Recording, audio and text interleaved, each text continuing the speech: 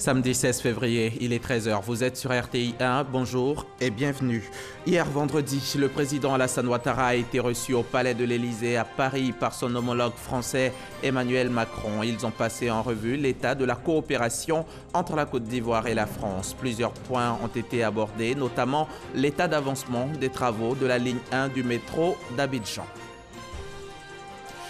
Hier, 15 février, c'était la journée internationale de lutte contre le cancer de l'enfant en Côte d'Ivoire. L'incidence du cancer de l'enfant est estimée à 800 nouveaux cas par an, avec seulement 200 d'entre eux qui se présentent au niveau des structures sanitaires. Le diagnostic précoce, la réponse préconisée par le ministère de la Santé.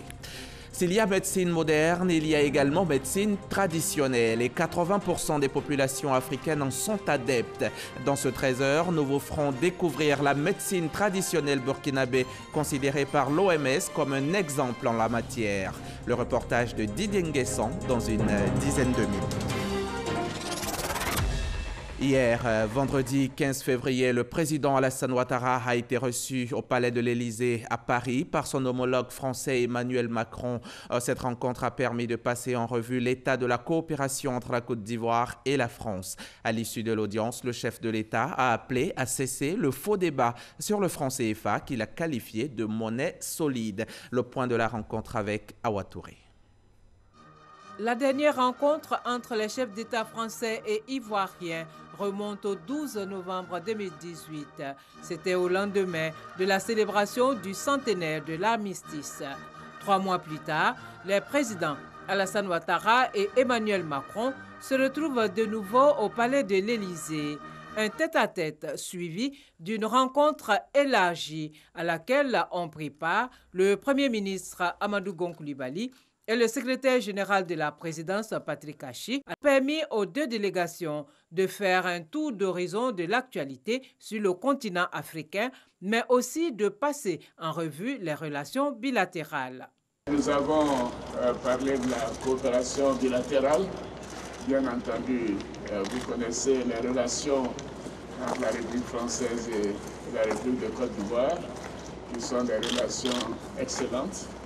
Les progrès sont impressionnants en Côte d'Ivoire et nous avons également parlé du dernier sommet de l'Union africaine et l'agenda 2063 qui a été confié à la Côte d'Ivoire, le financement de l'Union africaine et également le changement de leadership au niveau de la conférence des chefs d'État du président Kagame et du président Sissi. Nous avons évoqué un certain nombre de questions régionales qui sont bien évidemment importantes pour la Côte d'Ivoire, mais aussi pour la France. Et les questions spécifiques ivoiriennes ont concerné notre volonté de maintenir le programme du métro et d'assurer son financement et de travailler à la mise en œuvre rapide de l'académie pour la lutte antiterroriste. Sur le métro, nous avons, vous savez, un linéaire de 37 km et demi. Évidemment, quand il y a des avant-projets sommaires, bon, c'est des termes très techniques, on se rend compte quelquefois que les montants sont très élevés, dehors de l'enveloppe qui avait été arrêtée avec le groupe STAR, le groupe d'entreprises françaises. Donc nous travaillons à faire en sorte que le financement du métro soit à l'intérieur de ce qui a été arrêté au départ. Répondant aux questions des journalistes présents à l'Élysée, le président Alassane Ouattara a donné plus de précisions sur l'exécution du plan social du gouvernement sur la période 2019-2020. J'ai dit que l'année 2019 et l'année 2020 sont les 2 années du social. La Côte d'Ivoire a eu des performances économiques parmi les meilleures au monde. Depuis 7 ans, nous avons des taux de croissance annuels d'environ 8% par an, un taux d'inflation très bas, de 1 à 2%, une maîtrise des dépenses publiques, un déficit budgétaire de 3 à 4%, et j'en passe. Donc c'est un pays qui est bien géré au plan macroéconomique, les performances sont là, les infrastructures ont été construites, nous avons amélioré l'accès à l'eau potable, à la santé, aux écoles, à la santé, mais nous avons pensé qu'il fallait faire un effort particulier sur le social, puisque beaucoup de gens nous disent oui, tout ça va très bien, mais au niveau de la réduction de la pauvreté, nous ne ressentons pas de manière effective donc les progrès. Et c'est vrai que le taux de pauvreté a baissé en dessous de 50%, de 40 à 45%, alors que nous étions largement au-dessus. Et nous avons concentré plus d'1,2 milliard d'euros de dépenses sur ces 2 années, en complément des dépenses déjà dans le budget, pour cibler un certain nombre de dépenses précises. Par exemple, si vous allez dans une région et que les pompes villageoises ne fonctionnent pas par manque de réparation, ce programme social le fait. S'il y avait des poteaux d'électrification qui ont été là, mais que malheureusement l'électricité n'était pas arrivée, nous approvisionnons immédiatement la localité. Nous avons mis en place un programme d'électricité pour tous. Au lieu de 150 000 francs CFA pour que le particulier puisse brancher l'électricité, ce qui fait quand même plus de 200 €, nous avons mis un système où avec 1000 francs CFA, on peut avoir de l'électricité et payer le reste sur 10 ans. Le chef de l'État a également réagi au débat sur la fiabilité du franc CFA. J'ai entendu beaucoup de déclarations sur le franc CFA. Des gens en parlent sans savoir de quoi ils parlent. Le franc CFA est notre monnaie. C'est la monnaie des pays qui l'ont librement consenti et qui l'ont mise en place de manière souveraine. Et ce, depuis l'indépendance, depuis 1960. Le franc CFA est plus ancien que l'euro. Alors je tenais à le préciser. Le franc CFA est une monnaie solide. C'est une monnaie qui est gérée par la Banque centrale de l'État de l'Afrique de l'Ouest, dont j'ai été le gouverneur, dont je suis aujourd'hui gouverneur honoraire, gérée uniquement par les Africains. Et c'est une monnaie qui est en circulation, pas seulement dans les 8 États membres de l'Afrique de l'Ouest, mais dans l'ensemble de l'Afrique de l'Ouest. Si cette monnaie était autant décriée, pourquoi voulez-vous que des pays qui ne sont pas membres du franc CFA, que leur population irait chercher des francs CFA? Mais par contre, dans la zone de CFA Afrique de l'Ouest, nous n'avons pas de monnaie des pays voisins.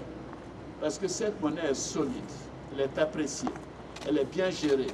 Les 8 économies qui la composent sont parmi les meilleures en performance économique. Et c'est une monnaie, bien sûr, pour laquelle nous allons faire des réformes en temps opportun. Outre le projet de métro d'Abidjan, les lignes de l'amitié ivoiro-française s'écrivent également avec la phase 2 du contrat de désendettement et de développement CDD, un mécanisme de financement de projets de développement qui vaut 738 milliards de francs CFA sur la période 2014-2020. Là, nous étions à Paris avec Awa Touré. Sur place ici à Abidjan, le vice-président de la République a participé hier vendredi à une table ronde à laquelle a pris part une mission du Conseil de sécurité des Nations Unies. C'était au palais de la présidence de la République en présence de plusieurs membres du gouvernement et de notre équipe de reportage.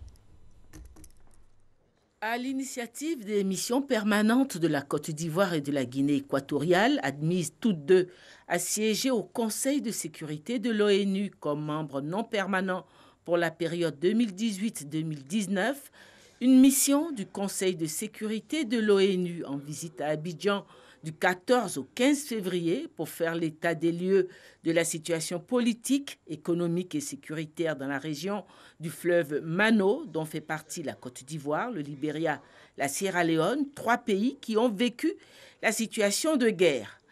A participé ce vendredi 15 février au palais présidentiel à une table ronde avec le gouvernement ivoirien conduit par le vice-président Daniel Kablan-Duncan sur le thème des transitions du maintien à la consolidation de la paix.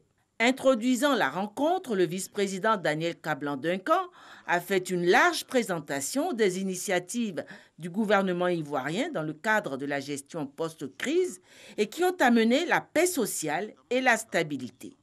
Il faut se féliciter de ce que la situation politique globalement stable et les performances économiques actuelles de l'ensemble des États de l'Afrique de l'Ouest, et notamment de ceux de l'Union du fleuve Mano soit porteuse d'espoir. Nous nous réjouissons particulièrement de la trajectoire vertueuse des transitions du maintien de la paix à la consolidation de la paix dans cette zone que les Nations Unies, nous semble-t-il, se doivent de continuer d'accompagner. Dans ce cadre, nous voudrions aussi, au nom du président de la République et du gouvernement ivoirien, encourager les Nations Unies à poursuivre leur coopération avec les États du G5 Sahel afin de porter la force conjointe à un niveau d'opérationnalisation qui lui permette de relever les importants défis sécuritaires dans la région ouest-africaine. Excellences, Mesdames et Messieurs, s'agissant spécifiquement de la Côte d'Ivoire, nous pouvons affirmer que la transition du maintien à la consolidation de la paix est bel et bien une réalité. Du reste, la belle histoire que nous avons écrite ensemble dans le cadre de l'opération des Nations Unies en Côte d'Ivoire, ONU ici, a été qualifiée de success story par l'ONU, ajoutant que l'exemple de la Côte d'Ivoire pourrait faire école dans l'histoire des opérations de maintien de la paix en Afrique et dans le monde. Les membres de la délégation onusienne, tout en félicitant le gouvernement pour les résultats obtenus, ont aussi fait part de leurs interrogations, notamment sur le bon déroulement de l'élection de 2020 au regard du climat sociopolitique et aussi sur les attentes du gouvernement ivoirien en matière d'accompagnement par le Conseil de sécurité de l'ONU. Après cette séance de travail au palais présidentiel, la mission onusienne devait quitter Abidjan pour une visite en Guinée-Bissau dans le cadre du suivi-évaluation de la situation dans ce pays.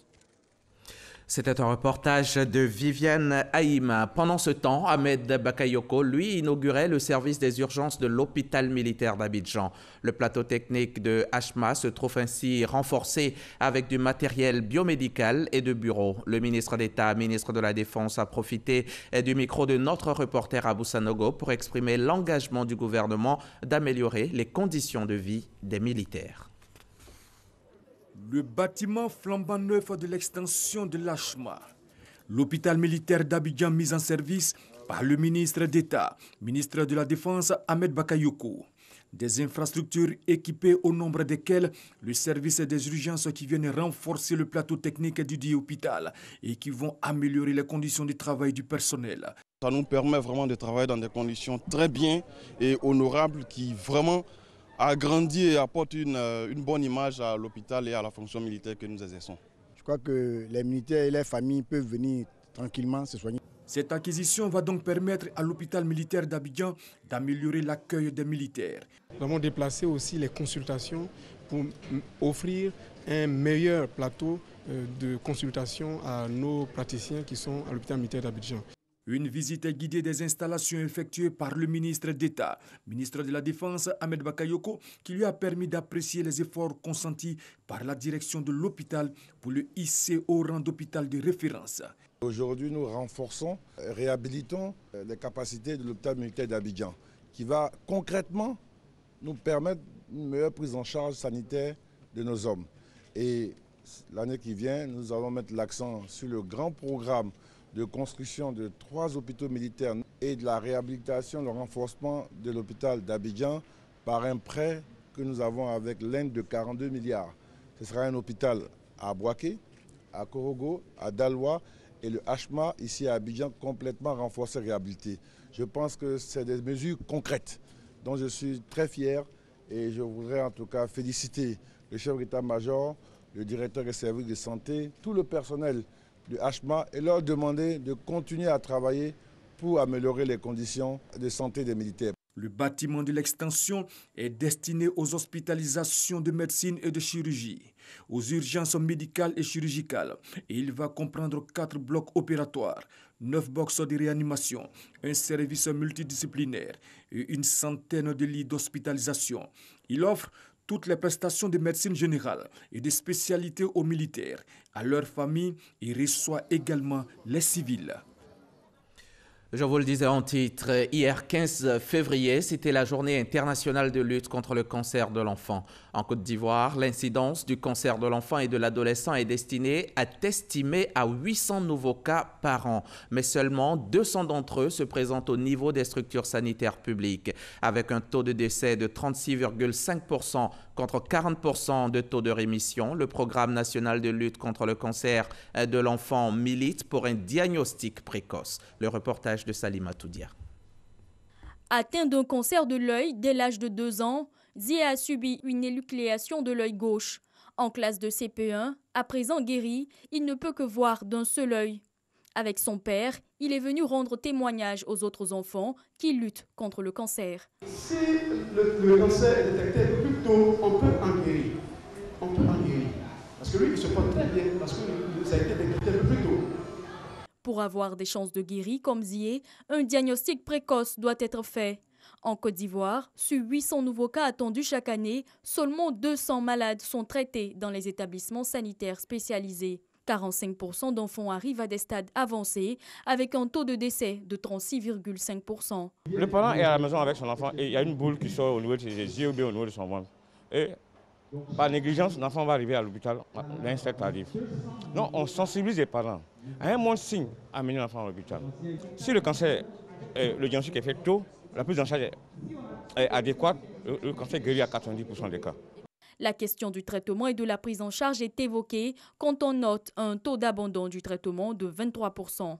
La prise en charge, elle est faite, mais elle a besoin de soutien parce que la prise en charge coûte cher, elle n'est pas gratuite. Et quand vous avez un enfant qui ne fait pas partie des 5 groupes de cancer listés, vous voyez que les parents sont obligés de eux-mêmes prendre en charge financièrement. Par exemple, l'ostéosarcome, où on peut avoisiner une prise en charge qui va nous coûter 10 à 12 millions. Il y a des parents qui, dès qu'on commence, qui ne viennent pas. En plus de la sensibilisation auprès des populations, c'est aussi un plaidoyer. Le ministère de la Santé, à travers le programme, met une action de plaidoyer au niveau des laboratoires pharmaceutiques pour la réduction du prix des médicaments. On négocie toujours pour avoir la gratuité des médicaments. Des centres spécialisés à l'intérieur du pays, la formation d'oncopédiatres, jusque-là une 50aine, et une meilleure prise en charge médicale sont nécessaires afin de lutter efficacement contre le cancer de l'enfant. Parlant du paludisme, les chiffres sont beaucoup plus appréciables. En Côte d'Ivoire, les décès qui y sont liés sont passés de 5 000 en 2015 à un peu plus de 3 000 en 2017. Une réduction rendue possible grâce, entre autres, aux activités de prévention, de prise en charge, de communication ou encore de recherche effectuées sur le terrain. On retrouve Salima Toudia. En 2017, 33 sur 100 malades font le paludisme contre 50 en 2012. La prévalence est en baisse avec 33% en 2017 contre 43% en 2015. Selon le bilan des activités du Programme national de lutte contre le paludisme, la prise en charge est effective dans les structures sanitaires publiques et privées. On prend en charge le paludisme avec le matériel, ou la disponibilité des intrants. Il y a des appareils pour savoir aussi l'anémie chez les femmes enceintes et les enfants de moins de 5 ans. Et aujourd'hui aussi, nous sommes dans la communauté. On prend en charge les enfants de moins de 5 ans dans les villages qui sont situés à plus de 5 km d'un centre de santé. Nous sommes couverts à 90% pour les activités communautaires. Pour savoir si le traitement marche, c'est le nombre de décès qu'il faut voir. Et en Côte d'Ivoire, aujourd'hui, le nombre de décès baisse. En dépit des activités de prévention, de prise en charge ou encore de sensibilisation réalisées à un taux de 78% par le PNLP, quelques défis restent à relever, notamment l'utilisation effective des moustiquaires imprégnés, dont la couverture universelle a été assurée à 90%. En plus de l'utilisation massive des moustiquaires, nous voulons inviter chaque Ivoirien, où qu'il se trouve, à agir sur son environnement, à faire tout pour que les gîtes larvaires puissent être détruits afin que nous ayons moins de moustiques. Moins de moustiques égale moins de piqûres et moins de cas de paludisme. Nous allons couvrir toute la Côte d'Ivoire. C'est de passer à échelle ces interventions. Ça nous reste une dizaine de districts. Donc au cours de cette année 2019, tous les districts de Côte d'Ivoire, tous les villages qui sont situés à plus de 5 km d'un centre de santé auront au moins un agent de santé communautaire pour prendre en charge les enfants de moins de 5 ans. Ajoutez à cela la formation des médecins pour une prise en charge opportune, efficace et rapide du paludisme.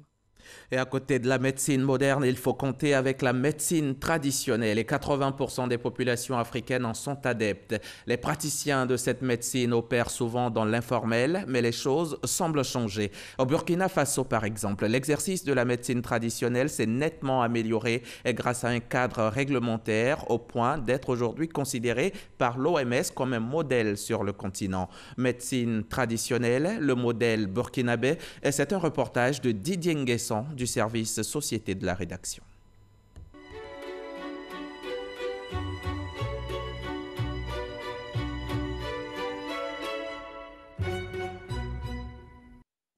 Ouagadougou, arrondissement de Kosodo. Thérèse se rend dans un centre de santé pas comme les autres. On soigne ici exclusivement à l'aide de produits médicaux traditionnels. Numéro 59. Carnet de santé en main, la patiente vient en consultation. Pascaline, la praticienne, adopte les codes et usages de la médecine conventionnelle. Équipée d'un téléphone portable et de l'objectif d'un appareil photo, la praticienne de médecine traditionnelle improvise une échographie. Sur ces images, on peut distinguer des myomes. Mais plus de peur que de mal. Le fibrome diagnostiqué il y a 3 semaines est quasiment guéri. Thérèse veut maintenant un bébé. Avant, je ne pouvais pas m'asseoir pour tricoter. Quand je m'abaissais, je sentais le mal. Mais maintenant, j'arrive à tricoter. Je suis prête pour avoir un enfant. Emprunté à la médecine moderne, c'est pratique. Une approche particulière chez Dame Pascaline qui pratique le métier depuis une trentaine d'années. Mon travail, je ne l'ai pas appris avec quelqu'un. Dieu même me l'a révélé. Il y a de cela 34 ans maintenant.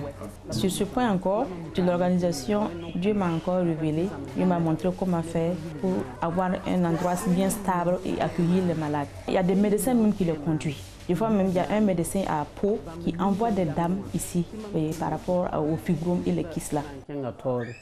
Comme Thérèse, 80 personnes sont reçues chaque jour dans ce centre.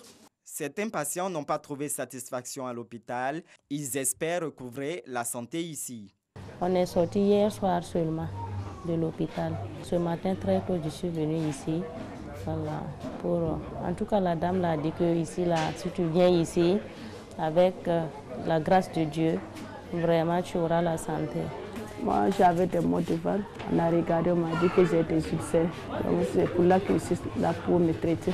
Kyste, ulcère, colopathie ou paludisme, ce centre soigne une dizaine de pathologies. En plus des décoctions typiques à la médecine traditionnelle, un point d'honneur est mis sur la présentation des produits médicaux avec l'utilisation de gélules. Par exemple, ça c'est pour le palu. On a pris les écorces, on a fait moudre au moulin. Voilà, on a conditionné maintenant dans les gélules. Parce qu'il y a d'autres qui n'aiment pas prendre ce qui est trop amer. Les tradis praticiens de santé au Burkina Faso bénéficient de l'encadrement de la direction de la médecine traditionnelle. Ces agents effectuent des visites inopinées comme ce matin. Au début, c'était véritablement du rudimentaire, mais elle a pris en compte les recommandations qu'on lui a faites depuis les emballages, la présentation, les étiquettes. L'organisation un peu de façon générale. Il y a des dossiers d'autorisation. Au niveau du Burkina, c'est une de nos particularités. Il y a le document, l'arrêté d'exercice de la médecine traditionnelle. Il y a une commission nationale qui statue sur l'octroi ou le refus de l'arrêté d'exercice de la médecine traditionnelle. Quand on délivre une autorisation, ça va de une pathologie à 3 pathologies. Donc, le praticien ne peut exercer que sur cette gamme. S'il part au-delà de cette gamme de pathologies et a un problème, naturellement, on peut envisager en fait le retrait de son autorisation d'exercice de la médecine traditionnelle. Une précaution qui garantit la traçabilité des médicaments en cas d'erreur médicale. Une 50aine de produits médicaux sont homologués par le ministère de la Santé. Le Burkina Faso compte plus de 33 000 tradis praticiens de santé. Seulement 600 ont une autorisation d'exercer. Les centres de santé peuvent même référer un malade chez ces derniers et vice-versa. Cette collaboration se retrouve chez Savadogo. Il ne soigne que sur présentation d'un examen médical. Cette patiente devra s'y soumettre. Je préférais que vous partiez faire un examen à l'hôpital avant de revenir pour qu'on puisse savoir qu'est-ce que vous avez exactement pour vous donner les produits adéquats. Donc chez nous, on diagnostique d'abord le mal avant de donner les médicaments. Parce qu'on ne vend pas, nous on soigne. Le mix médecine conventionnelle, médecine traditionnelle est aussi une réalité en dehors de la capitale burkinabé. À Banfora, ville située au sud du Burkina Faso, à 440 km de Ouagadougou, ce laboratoire est une référence dans la transformation et la commercialisation des plantes médicinales sous forme de phytomédicaments. On vérifie que la matière première reçue est bien propre et on enlève éventuellement les petits résidus qui auraient pu échapper aux fournisseurs. Chaque matière première est étiquetée. Nous avons la date de braillage, nous avons le nom du fournisseur, nous avons le nom de la matière première, le code, le lot et également l'origine de la matière première. Sirop, tisane, gélules ou savon, près de 15 000 produits médicaux sortent chaque jour de cette usine. Dr Dakiyo, pharmacien, en est le fondateur. Avec sa fille, il a réussi à intégrer la pharmacopée traditionnelle dans la médecine conventionnelle. J'essaie de mettre à la disposition des populations ce que j'ai appelé en son temps des médicaments traditionnels améliorés. Notre action sur le terrain, j'ai toujours dit, à dédouaner notre médecine traditionnelle. C'est un travail de fond que nous avons fait vis-à-vis d'abord des tradithérapeutes et vis-à-vis aussi du personnel de la médecine moderne. Et Dieu merci, au niveau des populations, la majorité a vraiment adhéré. Pour s'approvisionner en matières premières, le pharmacien travaille avec 32 paysans fournisseurs qui possèdent chacun un hectare de forêt dédié à la production des plantes médicinales. Le contrat de production qui lie les deux parties permet aux paysans de gagner entre 800 000 et 1 million de francs CFA par an. Selon l'Organisation mondiale de la santé, OMS, 8 Africains sur 10 ont recours à la médecine traditionnelle pour se soigner. L'institution désigne le Burkina Faso comme l'un des pays africains ayant réalisé de nombreux progrès sur le plan réglementaire. Un exemple qui pourrait inspirer la Côte d'Ivoire, qui a également ouvert le chantier de la modernisation de la médecine traditionnelle. Didier Guesson, de retour du Burkina Faso, signait ce sujet vide ici, reportage que vous retrouverez sur tous nos réseaux sociaux.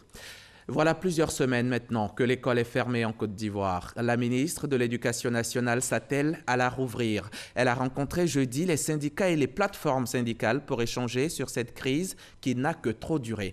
Première avancée, l'établissement d'un chronogramme de discussion. Madame le ministre a, d'entrée de jeu, montré sa disponibilité à analyser et à trouver des solutions dans la mesure du possible aux préoccupations des syndicats pour ramener la sérénité à l'école. Les porte-paroles des syndicats ont relevé la nécessité de l'ouverture des négociations afin de trouver des solutions durables à leurs préoccupations. Au terme d'échanges fructueux, il a été convenu de la mise en œuvre d'un chronogramme de discussion à partir du lundi 18 février 2019 à 9 h au Centre national du matériel scientifique CMNS, à Cocody. Ce processus de rencontre au CMNS permettra de discuter des différents points de revendication des syndicats.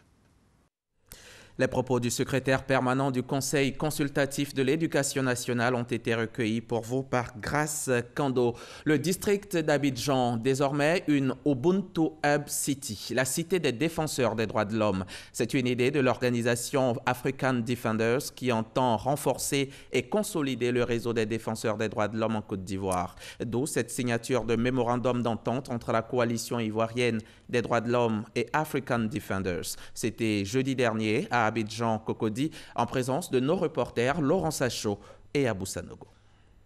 Ubuntu Hub Cities, la cité des défenseurs des droits de l'homme désormais installée en Côte d'Ivoire pour garantir le bien-être des défenseurs des droits de l'homme, mais également pour renforcer le réseau des défenseurs des droits de l'homme en lui offrant des options de relocalisation interne ou externe en toute sécurité sans quitter le continent africain.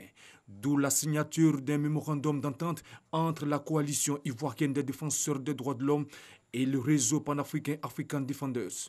Ubuntu, l'initiative nous vient de Côte d'Ivoire, elle est la première. Le réseau panafricain, à travers son président, voudrait remercier le gouvernement de Alassane Ouattara à mettre sur pied un cadre juridique de protection des défenseurs des droits de l'homme. D'autres pays ont emboîté le pas à la Côte d'Ivoire. Le choix d'Abidjan par African Defenders comme ville appropriée pour abriter la Hub City ou cité DDH de l'Afrique de l'Ouest a été motivée par le fait que la Côte d'Ivoire a été le premier pays africain à adopter une loi de protection des défenseurs des droits de l'homme. La protection et la promotion des droits de l'homme demeurent une réelle préoccupation pour les autorités ivoiriennes. Le programme qui nous réunit aujourd'hui épouse notre volonté constante d'accorder à l'ensemble des acteurs de la société civile et singulièrement aux défenseurs des droits de l'homme un soutien toujours renouvelé.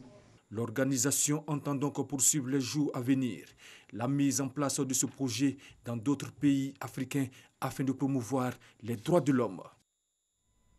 C'est ici que l'on s'arrête pour aujourd'hui. Merci d'avoir suivi ce 13h. Vous pourrez le revoir sur notre application RTI Mobile et sur rti.ci. À demain, toujours sur la chaîne Kirassa.